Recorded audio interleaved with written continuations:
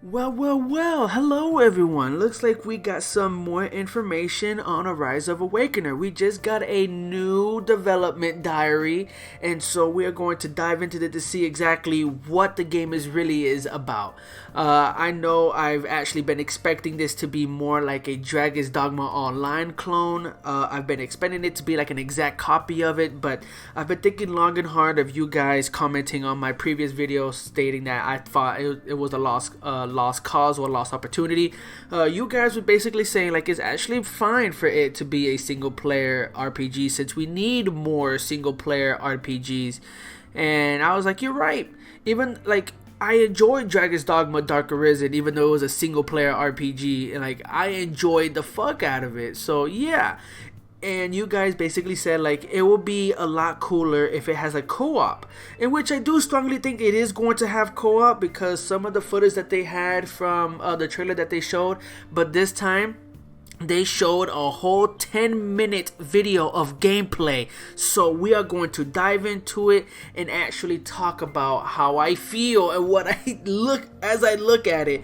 But yeah, welcome everyone back to my channel. Hope this video finds you well, and we're going to dive into speaking about the gameplay that is Arise of Awakener. You know what I mean? Arise of Awakener. But as I saw gameplay of it, honestly, I can't help the feel like I can't help but to think like this is not looking good in my opinion. The dragons doesn't seem very intimidating. I mean, yeah, it shows that you can choose 3 classes at first, but of course we already know there could be classes later on that you can most likely unlock, or they're gonna showcase them later. But as of right now, they're only showing 3: the archer, the warrior, and the mage. But right now they focus more on the gameplay of the warrior type class. And at first, yeah, it looks pleasing, it looks good, but the way it plays is a bit yeah. I feel like they're still working on it. I'm not like, I do believe that this is still in development, that they're basically showing us the concept of it, which is perfectly fine. But from what I've seen from this, there was a part in the gameplay where the player was actually fighting against one of the dragons. The dragons didn't really seem a bit all that intimidating. It did seem that it was very easy to stagger the dragon, so it makes me think that could be easily exploited. And so for me, that's one red flag. And there was one where there was another part where he was trying to fight it, and he ended up landing on top of the monsters. He ended up landing on top of the monster. There was space between the dragon and the player, which was another red flag, because I was actually hoping to actually see mechanics of the characters climbing onto the monsters or whatever. But other than that, that's like the only thing that kind of stood weird about me, was the fact that the enemies are very easy to stagger.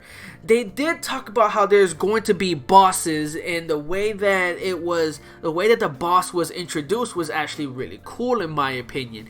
Even though it does show in the gameplay where you fight the boss that it has like different different phases in the fight where it gets a little bit more interesting, but it does seem to be a little tiny bit more easy. But of course we don't really know that because they're just showing us the concept of, so of course they're gonna be the ones that be overpowered, you know what I mean? But they did show like skills. They did tell you like what buttons does what. I did see that they use mostly the PlayStation controller buttons as well as mouse and keyboard. So that's actually really cool that they showed us like, oh, if you press this button on the controller but this button on the keyboard, it does this particular action, where you can get the character to interact to its surroundings. It did show like skills not only for the warrior but for the other 2 classes as well, and we did get a good look at them face to face. And not gonna lie, I do like the design of those characters, especially the mage was all in the hoodie, just like all to itself. I actually did enjoy that. I do strongly believe that the magic in this game is going to be worth looking at, because even though it did look flashy, it did look pleasing with the whole combat, I do expect a little bit more from the enemy AI. It seems like it was a bit stiff, you know what I mean? Like if you would have seen it, if you seen the dragon and the boss, they didn't seem to be putting up a challenge. They kept using the same attacks over and over, and then of course it's going to be a lot easier, especially with the dragon. I expected more from the boss than I did with the dragon, because the dragon, however, it kept doing just the fire move over and over again, and if I do remember correctly, it only did one tail swipe, and that's it. That's really it.